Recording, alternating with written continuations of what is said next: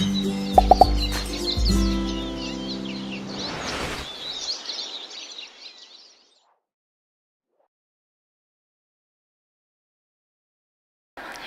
really excited to be introducing our next speaker. Imam Ibrahim Hindi was born and raised in Mississauga. His thirst for Islamic knowledge began at a young age of 14 and led him to travel the world and attended the study circles of many scholars in Egypt and Saudi Arabia.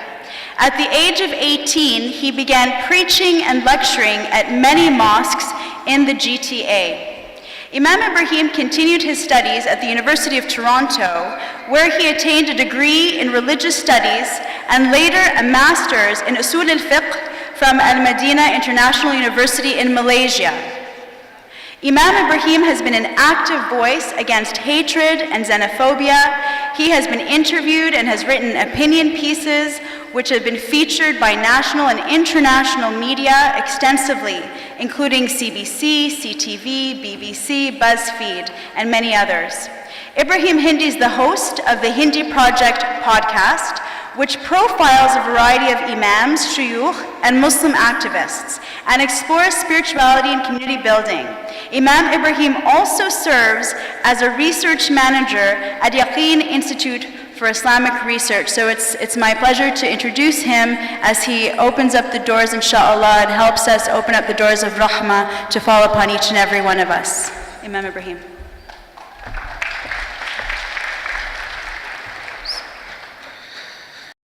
Bismillah, alhamdulillah, wa salatu wa salamu ala rasulillahi wa ala alihi wa sahbihi wa man wala. Rabbi shrah li sadri wa yassir li amri wa hlul 'uqdatan min lisani yafqahu qawli. I wanted to start off by thanking Sister Amira for the introduction and for the great job she's doing as MC. And it was a bit weird to hear her say that I've written opinion pieces when basically she's edited all of them. So mashallah, she's a gem to your community and she's helped so many people in so many different capacities. I want to thank the KMA board and organization and Imam Sikandar for inviting me to be truthful, and they can verify this. When they invited me, I told them you can find someone better. But they didn't agree, so alhamdulillah, I'm here. And I'm going to start off, inshallah, today with a short story. A story of Imam Abu Hanifa, rahmatullahi ta'ala alayhi, one of the great scholars in our history. It was mentioned that once he was teaching children, and he noticed that one young boy was incredibly intelligent. That this young boy had this aptitude, this intelligence, that he could pick up concepts very quickly. And so he was teaching this young boy, and then all of a sudden he stopped showing up at the masjid. He stopped coming to learn. So Imam Abu Hanifa began to ask people, where is this young boy, where is he? And he found out where he lived. So he went to his house and he knocked on the door, and his father answered. And he said, why is it that you're not sending your son to learn anymore? And the father said, you know, it's a waste of time for him. And he was a man of meager means. So he said, it's better for me to send my child to the marketplace, to the souk, to be a helper, to run some errands, to make whatever money he can make in tips. And Imam Abu Hanifa told him, your son has incredible ability and potential. Let him come and study. And the father said, no, it's better for him to go and earn some money here and there. So finally Imam Abu Hanifa said to him, you know, if your son came and learned in the masjid from me, he would one day become a person who is invited to sit on the chairs of the kings. And he would be given to eat from al-faludhaj, which is a type of nuts and things like this that were very exotic and luxurious. He said he would be given to eat from it, the food of the kings, and sit on their couches and chairs. And the father thought about that. He said, really, my son, this man of average means, you think my son is going to be sitting in the room of the kings and princes? He said, yes, if he comes and he takes this knowledge. And the father said, no, I would rather he go and work and make whatever money he can. So Imam Abu Hanifa did something a bit unusual. He said, how much does your son earn when he's running these errands for people in the souq? And he said to him, well, he earns about 1 dinar or half a dinar. Makes a very meager amount of money. So Imam Abu Hanifa said to him, bring him to me so that he can learn, and I will pay you 1 dinar every day. You bring him to me to learn, and I will pay you money for him to learn and to study. So this is what happened. And this young man kept learning from Imam Abu Hanifa year after year, growing up until he was a young adult, and he had gained a lot of knowledge. One day, they mentioned that he was sick. So Imam Abu Hanifa asked, where is this young man? He always sits in his gatherings and studies with him. He said, where is he? They said, he's sick. He's ill. He's been missing for a few days. So Imam Abu Hanifa lamented and he said, I wish that if I were to die one day, that young man would take my spot, because he's gaining so much knowledge and he's increasing and his intellectual capacity is growing. I wish that one day he would take my spot. Well, the news of that went to that young man, and it kind of went to his head a little bit. So the next time he entered the masjid, Imam Abu Hanifa has his study circle in one corner of the masjid. This young man decided he's at the next level. Imam Abu Hanifa said he's at the next level. So he walked into the masjid. Instead of sitting in his study circle, he went in the other corner and started his own study circle and began to preach. Imam Abu Hanifa looks, he said, who's this guy teaching at the other end of the masjid? They said, that's your student. He said, my student is teaching? They said, yes. So Imam Abu Hanifa wanted to humble him a little bit. He sent someone from his own class to go ask him a question. So this student goes and asks him a question, sits in his study circle and puts up his hand, says, I have a question for you. And the young man says, what's your question? He said, what if there was a case, a situation, where a man took his pants to be hemmed? So he took them to a man who does alterations in hemming, in sewing. He takes his pants for the man to hem them. And the man takes the pants and they agree on a price. Then when he comes back to receive his pants once again, that they should be hemmed by now, the man pretended like he never got the pants to begin with. He said, I don't have your pants. You never gave me any pants. So the man went and got the police, and the police come and they enter his store and they search in his store and they find the pants. So he was trying to steal the pants. We said, okay, what's the question? He said, the question is, does the man have to pay for the alterations or not? They were trying to steal his pants, but does he have to pay for those alterations or not? So the young man said, yes, he should pay for the alterations. And the young kid who was sent by Imam Abu Hanifa said, no, you're wrong. So he thought about it for a second. He said, you know what? Actually, no, he doesn't need to pay for it. He said, no, you're wrong again. He said, what's the answer? And the kid just shrugged and went back and sat in the study circle with Imam Abu Hanifa. So wanting to know the answer, he left his own study circle and went and sat with Imam Abu Hanifa. He put up his hand. Imam Abu Hanifa ignored him a little bit, but he put up his hand and he said, I need to ask you a question. He said, what's the question? He said, Sheikh, you know the question. You sent the question to me. What's the answer to the question? So Imam Abu Hanifa told him, it depends. You would have to see, were the pants altered to fit the shopkeeper, or were they altered to fit the person who gave it to him? If they were altered to fit the person who gave it to him, then he should pay for it. In any event, eventually Imam Abu Hanifa passed away, and that young man did in fact take his place.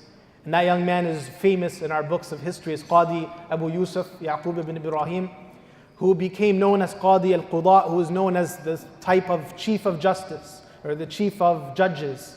And he was in fact invited once, not once but many times, but he was invited to sit with the kings and the princes. And he was brought the same very food that Imam Abu Hanifa said he would once eat. And when it was brought to him, he began to laugh. And the king got upset. He said, why are you laughing? I brought you nice food and you're laughing at my food. He said, I'm laughing, and this is the story because Imam Abu Hanifa told my father that this would happen while I was just a young child. And this is a very powerful, beautiful story. And one of the reasons it's beautiful, number one, is that notice how Imam Abu Hanifa has this vision for the future. He sees this young boy who has some potential, and he sees a vision for the future. Not where he is right now, but potentially where he can be in the future. And he sees not just a young little kid who runs around in the masjid like all our little kids run around in the masjid and make the noises that we love and appreciate, because we need to hear those sounds that the kids are making, because he recognizes that kid one day can be a pillar of the community. That child one day can be someone who's establishing and building the community. That vision is so important. Ibn Abbas radiallahu anhu, he would go around asking questions about the Prophet sallallahu alaihi wasallam from the other companions. And some of the people were mocking him. They said, "Why are you trying to learn about the religion? Why are you trying to learn when already Abu Bakr is alive, and Umar is alive, and Uthman is alive, and Ali is alive, and all of these people are senior Sahaba. If someone has a question, they're not going to ask you. You're a 15-year-old, 16-year-old kid, they're going to go to the elders." But he had a vision for the future, so he ignored them and he kept gaining knowledge. He said, "I would sit outside of the doors of the companions of the Prophet, waiting for them to exit. And sometimes I would be waiting at night and the sandstorms would begin." And if any of you have been in Arabia when there's a sandstorm, it's a very difficult thing to live through. I was doing Hajj a long time ago in Muzdalifah, and the sandstorm started while I was sleeping, and my eyes are shut, and somehow the sand still enters into your eyes. SubhanAllah, and I was afraid of covering my face to break my ihram and all of this, but I was young at that time. In any event, he said, I would wait and the sandstorms would begin and the sand would enter my eyes, and I would still be patient just to ask a single question to one of the companions of the Prophet. And then what happened? Eventually all the senior Sahaba passed away. And Ibn Abbas was the eldest of the people who saw the Prophet ﷺ, and they went to him to ask him questions. He said, until the very person who was making fun of me, insulting me for seeking knowledge, was coming to me to ask me questions. And that's, again, that power of vision. Not where is the community right now. It's really easy for people to answer the question of what do we need now. What's difficult and important is to answer the question, what do we need in the future? And how do we get to it? And how do we build to it? And how do we be patient and persevere until we're able to attain it? The second point that's important is the concept of investment. Imam Abu Hanifa could easily say, I don't need to invest in these kids. I am a great giant of knowledge. I will just teach whoever comes and asks me questions. But he saw the importance of investing in others, the importance of giving to others, the importance of building through other people. And the Prophet ﷺ does this really throughout his life. The Prophet does this immediately. They establish Dar al-Arqam, an institution for people to come and learn about the religion, to increase their iman in Allah subhanahu wa ta'ala. From that comes so many of the companions who become pillars in our history, not just pillars in their communities. You see how the Prophet ﷺ invests by sending some of his companions to Abyssinia to live there. Because if the worst thing imaginable had happened to them in Mecca, and they had all been killed during that persecution, there would still be Muslims alive in Abyssinia. That was strategy and investment in their own future. And the Prophet ﷺ does this in Medina in so many different ways that we can spend hours talking about. And this is because they understood investment and sacrifice is what builds the community. One of the companions of the Prophet ﷺ, Abu Ayyub al-Ansari, one day, and this was many years after the Prophet passed away, many years, Abu Ayyub al-Ansari heard some of the new Muslims at that time arguing about a verse and what it meant. He said, what verse are you arguing about? They said the verse, وَلَا تُلْقُوا بِأَيْدِيكُمْ إِلَى تَهْلُكَ. Don't throw yourselves with your own hands into your own destruction. So they're arguing, what does this verse mean? He told them, I know exactly what this verse means. This verse was revealed about me. They said, what does it mean? He said, when Islam began to flourish and more people began to enter Islam, me and some of the Ansar came together in a secret meeting. And we said to each other, we have done enough for Islam. And we have supported the Prophet enough. And if anyone can make this claim, it's them. Because the Ansar gave what most of us can't imagine that they gave. And there were times where they were hungry and starving and couldn't eat. They said, we've given enough. And now new people are entering Islam. It's time for them to give. So let's take this time to rebuild our own wealth and rebuild our own homes. And they had this secret meeting together. And then they came out and they saw the Prophet ﷺ, and the Prophet already knew of this secret meeting. And he said to them, Allah has revealed verses about this meeting. They said, what is the verse? He said, Allah has revealed, وَلَا تُلْقُوا بِأَيْدِيكُمْ إِلَى التَّهْلُكَةِ. Do not throw yourselves with your own hands into your own destruction. And if you understand that verse, it's very powerful. Because it says that when we as a community start becoming selfish, we start thinking only about ourselves, we start thinking only about our immediate family, we start thinking only about our own bank accounts, and we're not thinking about how we're investing in the future. How we're investing and striving and sacrificing for the future. This is what causes the destruction of communities. This is what causes the destruction in the future. You might think the little bit amount of money that you save today is useful for you, but tomorrow when your child is older and you're trying to instill in them values and you're trying to ensure that they have a strong Islamic identity and there are no resources to support you, you would pay 10 times the amount that you would want to donate today. This is the reality. And we're facing a lot of difficult situations right now. I don't know how much time we have left. 5 minutes or so? Khair inshallah. So, we're facing a lot of difficult circumstances right now. We have a lot of youth who look that unfortunately the way we teach our youth often about this religion is a very problematic way. That most of us, we don't teach Islam even to our kids. We teach them rules. The rules. This is the way that you pray. This is the way that you make wudu. This is the way that you dress when you come to the masjid. This is the way that you smile when you go for Jum'ah. But there's no meaning given to them.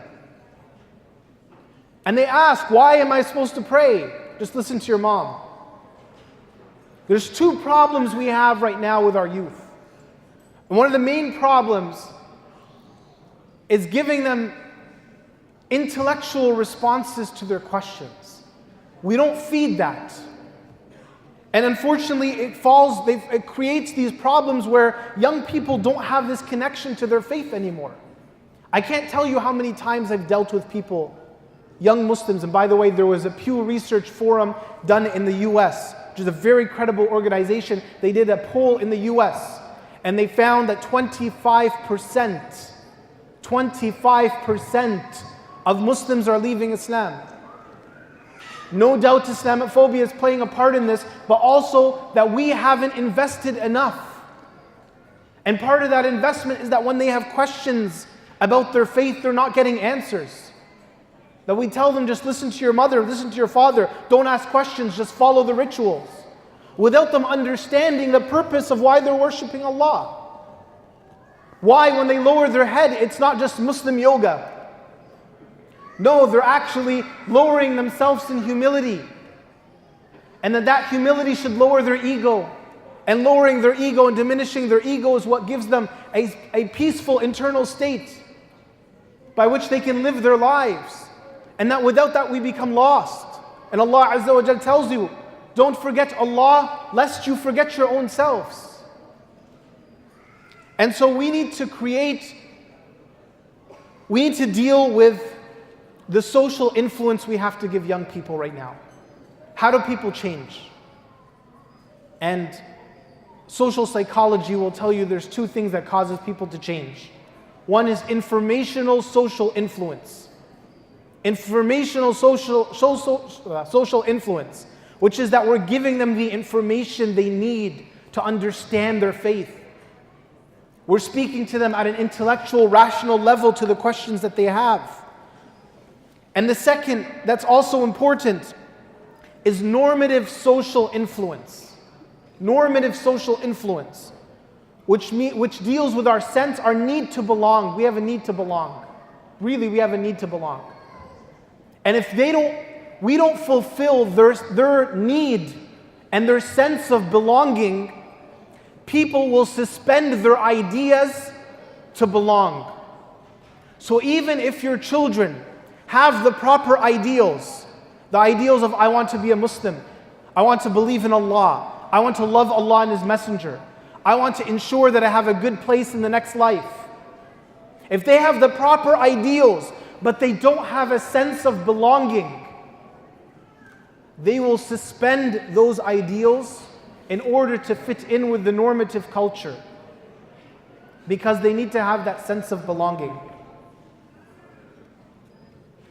And so we need to make sure, in order to create the proper change for our young people, to invest in them properly, we need to ensure that we're giving them belonging and we're giving them certainty. And I think this institute, this center that KMA is trying to bring together, is trying to create this environment. Because change needs an environment. If you want to read more Quran every day, to achieve that you need to make a change. Maybe it's bringing the mushaf, putting it next to your bedstand. Because every time you come to bed and you sit down and you say, I want to read Quran, well, the mushaf is downstairs, I'm too tired to get to it. Make the change, put it next to you. If you want to go to the gym, make sure you have your gym bag prepared so that tomorrow you can take it and go to the gym. You need to make the change and prepare yourself for it. Likewise, if we need to see change in our communities, we need to prepare ourselves for it, to build the environment and the structure to create that sense of belonging in our youth. And I know, Imam Sikandar, you already have people, we're not building buildings for the sake of buildings, but we're building a building to help the people who are doing good work have the resources to continue doing the good work. The best thing you can do as an organization, hire good people. I know Imam Sikandar is an amazing person. I know him personally, he's an incredible asset to your community. Now that you've hired good people, you need to give them resources. And this institution is about bringing resources to people. And he's someone who will help drive education and bring that intellectual certainty, that sense of certainty to the young people in your community. So, Allah subhanahu wa ta'ala, as we know, Allah has love for all the creation. Allah has a rahmah for all of the creation. Muslim, non-Muslim, everybody. Doesn't matter who. But we know that Allah Azza wa Jal has a special rahmah, a special mercy for those who are His close servants and slaves. And so how do we get this special mercy of Allah subhanahu wa ta'ala?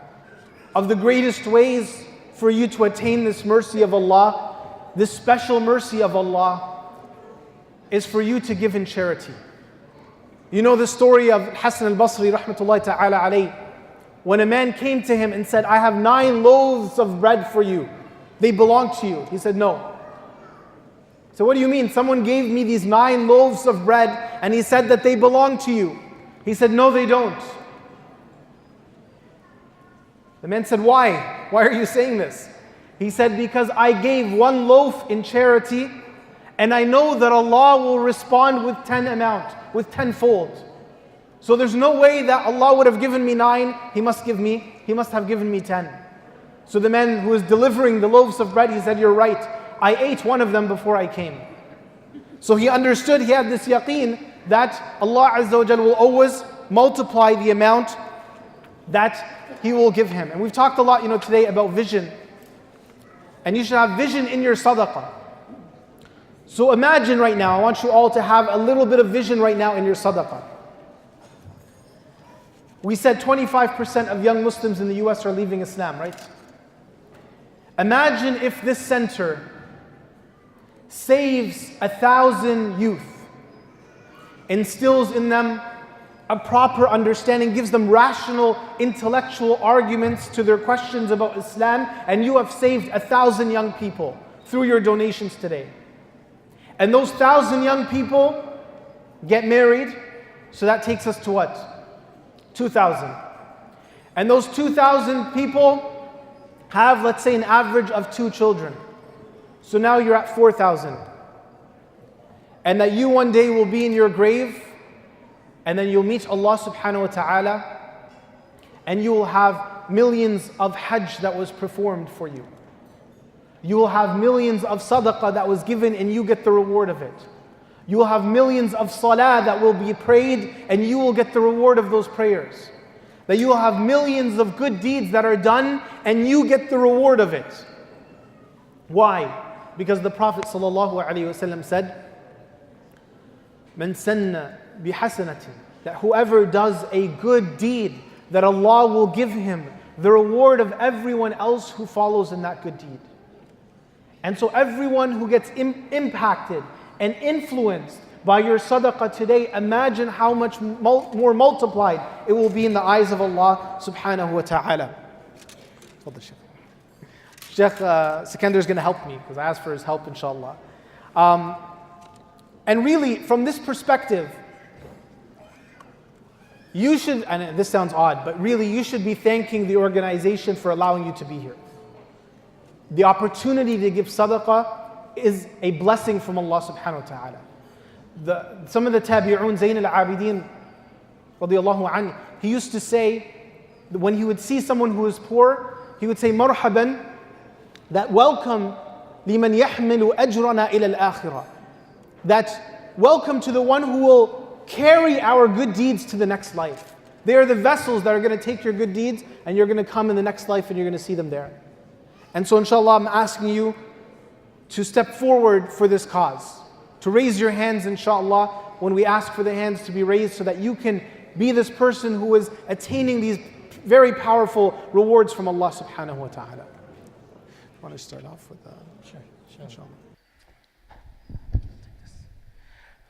Jazakumullah khair, Imam Ibrahim. Thank you so much for coming all the way here and for honoring us with your presence and your words of wisdom. Jazakumullah khair.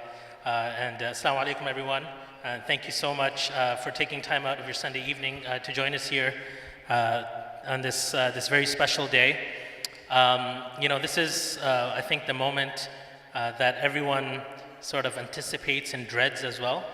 I can tell you certainly when, before I actually moved to Ottawa, I had this conversation about fundraising with my soon-to-be board. And the brothers will, I'm sure, remember, he said, okay, well, what about fundraising? Because we're going to need to fundraise for a new masjid. I'm like, well, I'm sorry, that's not something I do. So don't count on me for that. We're going to have to invite people like Imam Ibrahim for that. But inshallah, I'll try my best to try to motivate people, right? But as they say never. And here I am now, finding myself in this dreaded position from time to time. Everything comes for a reason. It's all a blessing from Allah subhanahu wa ta'ala. And to be perfectly honest, and I'm sure that Imam would agree, that if we did not have to stand here and try to build up pressure and get people to raise their hands, we would not do it. Okay, and for those of you who remember, I think it was a couple of years back in Ramadan, we actually tested this out. So we said, okay, one Friday we're going to get you to raise hands and donate that way, okay? And then one Friday we're not going to do it. Okay, we're going to see what happens. Okay, if the amount is equal, if you're just equally as motivated to give without having to be put on the spot, then I will never ask you to raise your hands again. Like, I don't want to do this, right? I don't enjoy doing it. But the results were clear, okay? So hand raising does work, okay? Alhamdulillah. So with that, inshallah, we're going to try to get things rolling, right? So how much do you think we should start off with? Well, I mean, the easiest way is 5 people help us with 100,000 and then we're out of here, inshallah. Actually, I got something better for you. So why don't we just say 500,000 and take everyone out of their misery, okay? 500,000, one person, bismillah, you raise your hand, you carry, whatever burden of debt that the organization and the community carries, you lift that up, and Allah subhanahu wa ta'ala will inshallah accept it from you and will multiply it many, many more times. And it will only cost you, after your tax credit, probably only around $298,000. Okay, so anyone want to start off with that and start off with the first, like for real, someone raising their hand or just filling out the form for $500,000 and then we just go for food? Anyone want to do that? Yeah, the children are raising their hands. Brother Mahmoud, that was your son, by the way. Okay, where are you? Okay, so yeah, you got to talk to your kids before you come to such events. Okay, sometimes they're going to get you in trouble. I'm just kidding. Okay, so anyone for $500,000? No, okay, inshallah. What do we come down to? 100,000? Inshallah. So if there's anyone whom Allah subhanahu wa ta'ala has blessed, first of all, actually, what I want to do is, we know that, as Ibn Abbas radiallahu anh said, the greatest companion of shaitan, the greatest soldier of shaitan is to procrastinate. So let's get any potential laziness out of the way, inshallah. I want to ask you all to take a minute right now. In front of you there are pledge forms. I want you to fill out your name and contact information. You don't have to fill out an amount. Just fill out your name and contact information in it. At the very least, the masjid can take your contact information from it, but just fill it out for now, so that at least shaitan can't tell you, it's going to take too long to fill this out, and make you just procrastinate a little bit too much. Just take a minute, it's right in front of you, fill out your name, your telephone number, your address, all of this.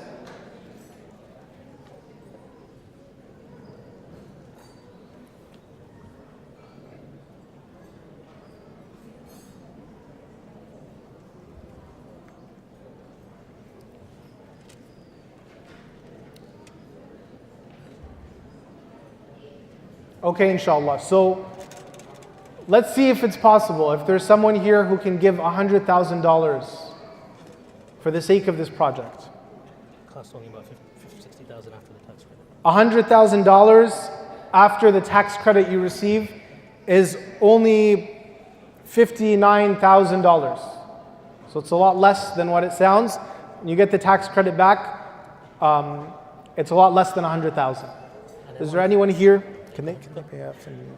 You guys need it now, right? There's no like. No, installments. You can pay it off in installments as well. Anyone who can commit to $100,000. I see a large hand up, but I don't want to assume. No. You know, the thing is that when we say $100,000, it does sound like a lot, right?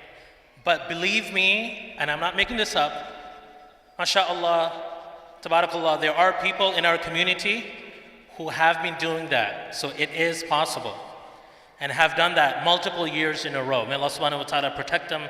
May Allah subhanahu wa ta'ala increase them in barakah. May Allah subhanahu wa ta'ala protect them and their families and give them the greatest reward in the hereafter. Ameen ya Rabbil Alameen. But what I'm trying to say is they're not the ones who would raise their hand. They don't want anyone to know their names. But what I want you to know is that it is possible. And the question is, right, the thinking actually should be, right, for myself first and all of us, is how much has Allah subhanahu wa ta'ala blessed me, and how much should I be giving?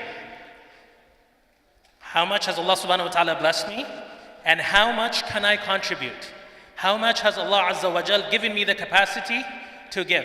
If a person does not have capacity, no problem, of course, no pressure whatsoever, right? But if Allah subhanahu wa ta'ala has blessed us, then our response to the blessing in gratefulness to the blessings of Allah subhanahu wa ta'ala should be proportionate as well. So I encourage you, my brothers and sisters, if there's anyone who has the capacity, you see, I tell you this when I do this locally as well, right? I don't know what's in your bank account. Imam Ibrahim does not know what's in your bank account, okay? Your accountant knows, perhaps, okay? Your financial advisor knows, okay? I don't look at people and try to figure out how much are they worth. I don't do that. Okay, I don't pay attention to people's cards and say, okay, I think, you know, this is how much they make, so this is how much. I don't do that.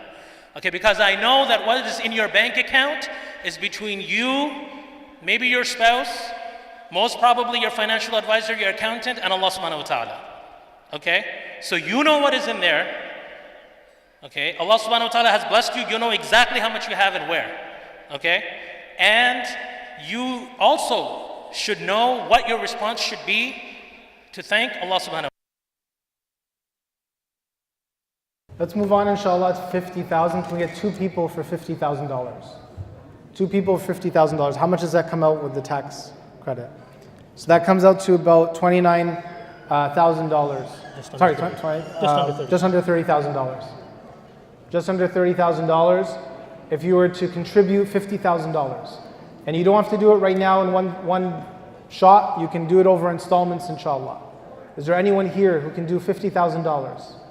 $50,000, and Allah subhanahu wa ta'ala will give you the reward of every person who comes to this masjid, of every person who prays, every child who learns about their religion, every child who feels a sense of belonging at this place. Every form of da'wah that is done, the amazing da'wah, subhanAllah, this community is doing, going door to door, giving people meals. These are powerful programs. $50,000, Allah Azza wa Jalla will give you your share of these rewards on the Day of Judgment. $50,000 in the end comes out to $30,000 after your tax credits. Anyone can give it right now. Please put your hands up, inshallah, if you can. And it's to, be shy about giving publicly. We know the hadith of the Prophet ﷺ about, giving so that your one hand doesn't know what the other hand is giving. But at the same time, Allah subhanahu wa ta'ala also praises those who give sirran wa alaniya, who give secretly and give openly. Why? Because if you raise your hand, you make it known with the right intention, right? Not for your ego, but with the right intention, it will motivate others to do so as well. And especially the first person who raises their hand, we make special dua to Allah subhanahu wa ta'ala that person also gets the reward of everyone else who donates tonight. Okay, so can we get a hand? And by the way, the reason why I started with $500,000, I want this to be really clear.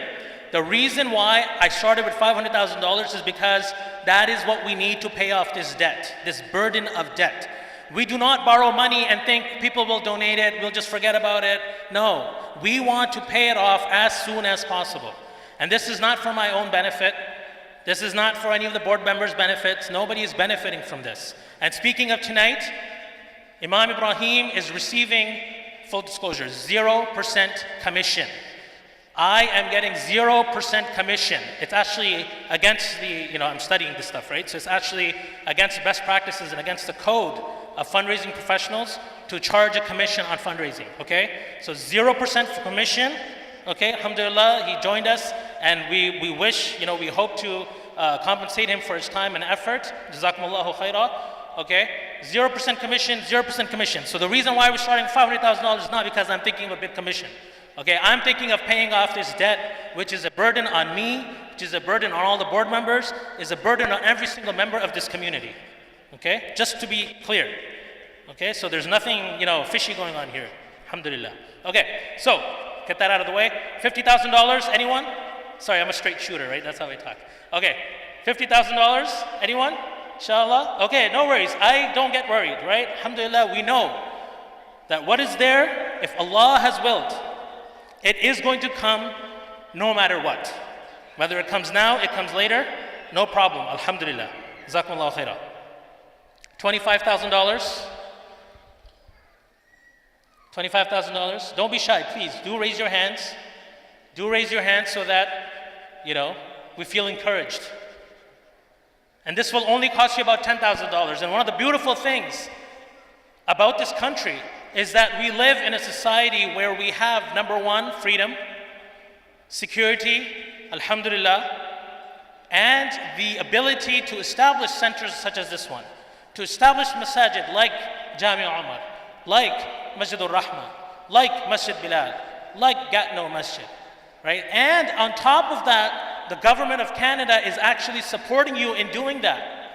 This is an amazing reality and blessing from Allah subhanahu wa ta'ala, and we thank those in power as well for that we have this ability, and we should take advantage of that. So $25,000 will only cost approximately $10,000 after your tax credit. Can we get 2 hands please for $25,000?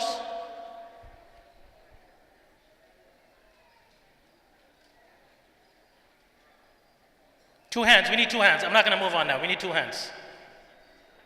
That's it. We need 2 hands, inshallah.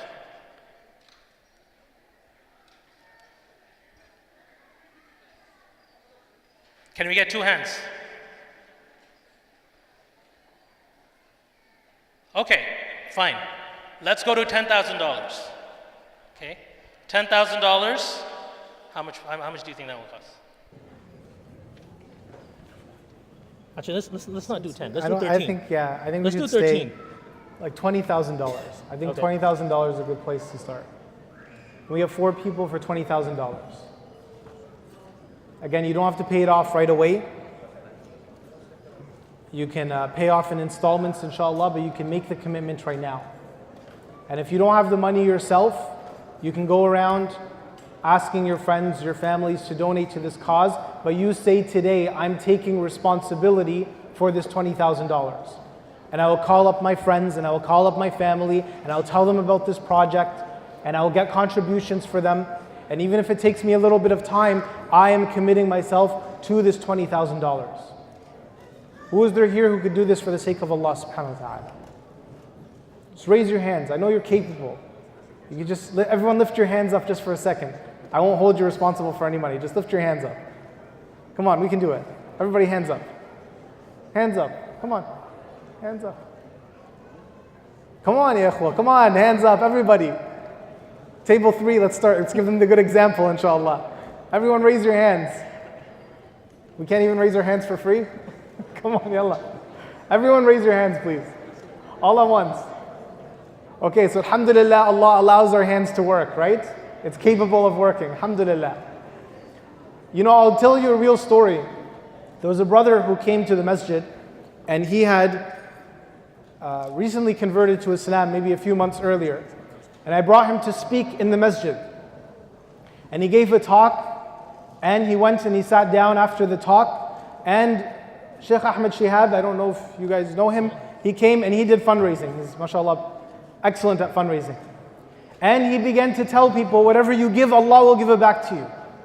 Whatever you give, Allah subhanahu wa ta'ala will give it back to you. We know the Prophet sallallahu alaihi wasallam took an oath by Allah. He took an oath about 3 things. What? مَا نَقَصَ مَالٌ مِّن صَدَقَةٍ. That your wealth is never decreased because of your sadaqah. Allah will definitely give you back what you've given. So he heard the Shaykh say this. So he raised his hands and he said $10,000. And he gave $10,000. Imagine he was a new Muslim and he gave $10,000 that day.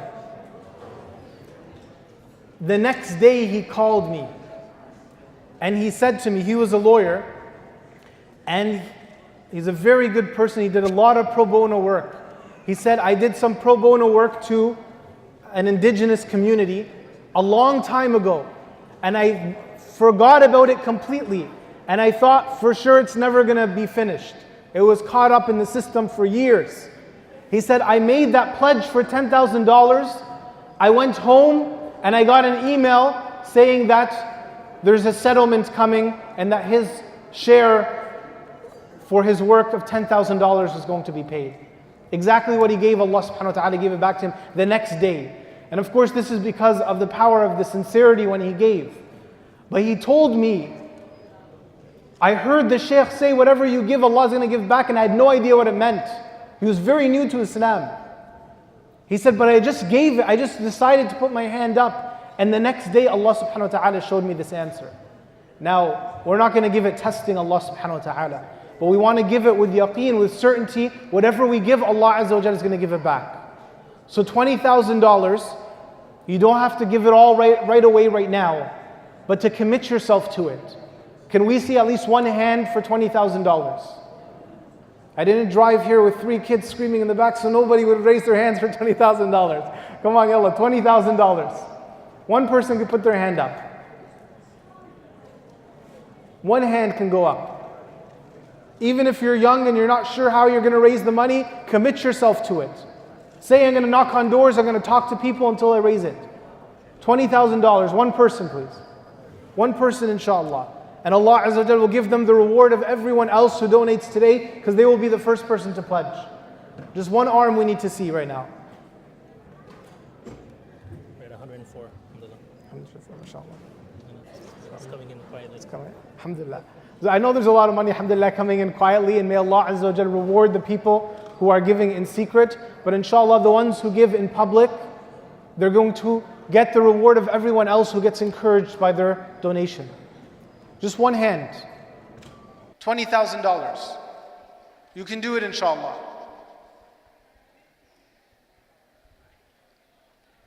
I have to say, Imam, this community, mashallah, jazakumullah khairah, have never disappointed. Alhamdulillah. Alhamdulillah. And I'm incredibly touched and I'm incredibly grateful to Allah subhanahu wa ta'ala for every single person that is here. So I want to say thank you to every single one of you. We're not over yet, but I just want to say thank you and jazakumullahu khairah. Many of you, I know most of you, are committed supporters. That's why you're here and have been giving over the years. And that fact is not lost on me or any of us for that matter. So we know that your support has been there. And honestly, my heart pumps out dua for every single person who steps forward. And by the way, it's not the amount, right? It's not the amount. It's about the sincerity behind the amount, right? Because the Prophet ﷺ said that, protect yourself. Ittaqun nar walau bishaqqi tamra, right? Protect yourself from the heat, from the punishment, from the fire, even if it is with half a date, a piece of a date. How valuable is that? What can you actually achieve with that? Right? For most of us would think it's almost worthless. Right? Yet even that counts and can lead to something so great. Right? So yes, we need the amount because we have this debt which we have to pay off. So that is something that we are aiming to do. But at the end of the day, it's the sincerity, the good intention behind any amount that actually matters. But going back to what Imam Ibrahim was saying, anyone for $20,000, inshallah, so we can move forward? Okay, honestly, I trust our community that someone will have already written at that point, that down quietly, but they just don't want to raise their hand, and I respect that. Jazakumullahu khairan. Now, 1,000 square foot is $13,000. It's 13,000? Okay. And that costs only it only costs about 9. I want to tell you guys this story. One of our teachers mentioned this story. Happened in Saudi Arabia. And he mentioned that a man passed away and he left behind a sizable amount of money. But he had no will.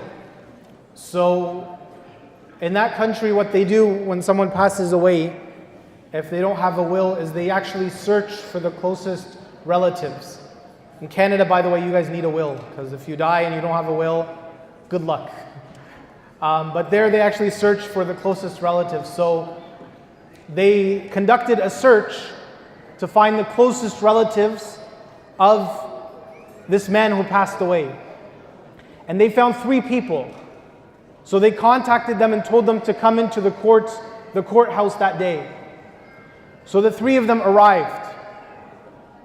And the judge who was narrating the story, he said, I saw them come in. They're dressed in average clothing. Their cars are average cars. They came in, they sat down in his office. He asked them, do you know this person? And one of them said, I've heard of him, but I never met him. And the other one said, I know him and I invite him when we have weddings. I invite him when we have, aqiqahs and things like this. He doesn't come. The judge said to them, this man has died. And you 3 are the only relatives he has left. And you 3 are going to inherit from him equally. And each of you is going to inherit, it was 130 million riyal, something like this. I don't remember the exact number, but it came down to about 40 million US dollars. 40 million US dollars each, for each one of them.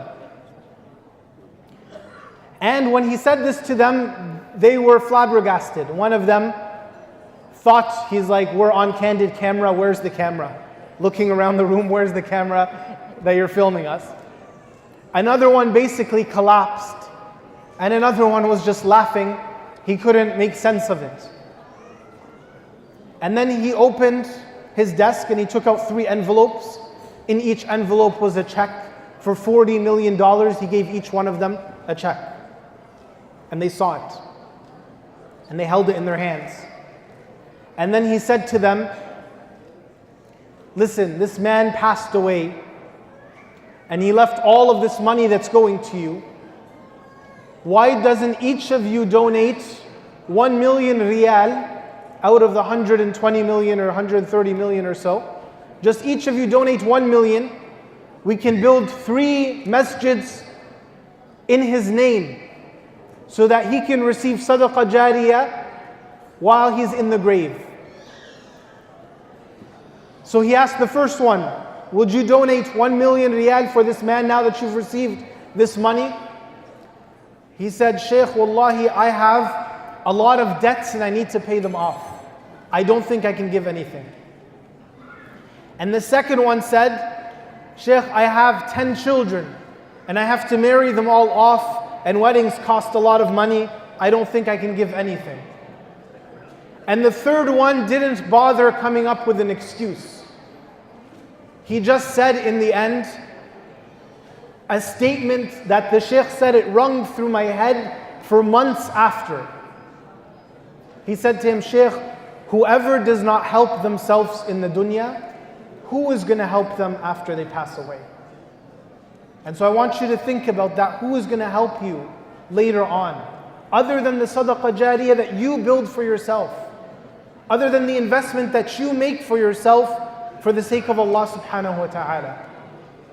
But then again, we're still on 20,000. There's two brothers who want to, I think, raise their hands. There's two brothers who are going to team up for the 20,000? I believe so. Inshallah, they can raise their hands and take the reward of everyone else. Yes. No? Yes? Yeah, right there. Yes, mashallah. May Allah subhanahu wa ta'ala bless each and every one of them. May Allah subhanahu wa ta'ala bless them in their wealth. Ameen. May Allah subhanahu wa ta'ala bless them in their families. Ameen. May Allah subhanahu wa ta'ala give them a share of all of the reward, all of the good that comes from the center. Ameen. May Allah subhanahu wa ta'ala return to them whatever they've given tenfolds. Ameen. And may Allah azza wa jalla allow them to gain the reward of everyone else who gives here today as well. Ameen. Takbir. Allahu Akbar. Alhamdulillah. I also want to gratefully acknowledge contribution from this very organization where we are right now, the South Nepean Muslim Community, SNMC, donating $2,000. So Jazakumullahu khairah. May Allah subhanahu wa ta'ala accept from you. May Allah azza wa jal continue to put barakah in your center, in your masjid. May Allah subhanahu wa ta'ala continue to accept all your efforts. And may Allah azza wa jal grant you continued growth. Ameen ya Rabbal Alameen. Okay, so 1,000 square feet of land and the new property, the cost is $13,000. Okay, so 2 acres is approximately 87,000 square feet. Out of the 87,000 square feet, 47,000 has already been, or 45,000 rather, has already been covered. So 42,000 square feet remain. Okay. And for 1,000 square feet, the cost is $13,000. Okay? Who would like to sponsor 1,000 square feet for $13,000? You can do this in your own name. You can do this in the name of your parents who have passed away. You can do this in the name of your grandparents who have passed away. Anyone who is beloved to you, who has returned to Allah subhanahu wa ta'ala, this will honestly be an amazing form of sadaqah jariyah for them. That you give in their name, and this is something which is proven from the sunnah of the Prophet sallallahu alaihi wasallam. So you give in their name, and inshallah all the benefit that this property will generate for the deen, for the ummah, for the community, and all the revenue that will come that will support the masjid, and all the benefit that it will bring, inshallah, you will have a share in that. So $13,000. Who would like to sponsor 1,000 square feet? Number one, Jazakumullah khair, 13,000. So what are we now at? We needed 42, so we're down to 41. Okay, another one. Who would like to sponsor 1,000 square feet for $13,000? One gone. Second, who would like to take the second one? Do we have a hand? Who would like to sponsor 1,000 square feet for $13,000? Sisters, mashallah, we have a great representation of both brothers and sisters. Sisters are actually, you know what the studies show? I'm saying this from my studies and the research, that women are more generous than men. This is what the research shows. I'm not making this up. I studied this in school. Okay, that women are more generous than men. So tonight is the time to prove that, inshallah. Okay, so we have a brother who has sponsored 1,000 square feet. Can we get a sister who wants to sponsor 1,000 square feet of land for $13,000? Sisters? One sister? You know, mashallah, nowadays sisters are working just as much as men, sometimes even more. So you don't even have the excuse now that, I have to ask my husband, I don't have any money. That's all, those days are gone now. Right? We're in the new age, mashallah. So new age there, then this also has to have a new age. Huh? You have to be ahead in the khair, right? Be ahead in goodness, right? Yeah, Sister Amira is nodding, see? Yeah. Okay, so sisters, come on. Sponsor 1,000 square feet of land, $13,000. Who would like to do it? Bismillah, sisters. Who's going to represent the sisters? Sisters, we're giving an opportunity. Who's going to step forward? Really? $13,000, 1,000 square feet. This will be the best $13,000 you will have spent, inshallah, and you will find out after you leave from this dunya, inshallah. $13,000? Any sisters, any other brothers who want to match this brother? Khair, okay. Let's come down to $5,000. Okay. $5,000, inshallah. Can we get 10 people? $5,000 each? Jazakumullah khair. Number one. Okay, who's going to be number two? $5,000. 5,000. We need a number two, please. Open the floodgates. Just let's let this going, inshallah. Okay, number two. Jazakumullah khair. May Allah subhanahu wa ta'ala bless you. Number two for $5,000. Don't be shy, brothers and sisters. What are the numbers looking like? 165. MashaAllah, tabarakallah. Okay. Number two for 5,000. Number two for 5,000.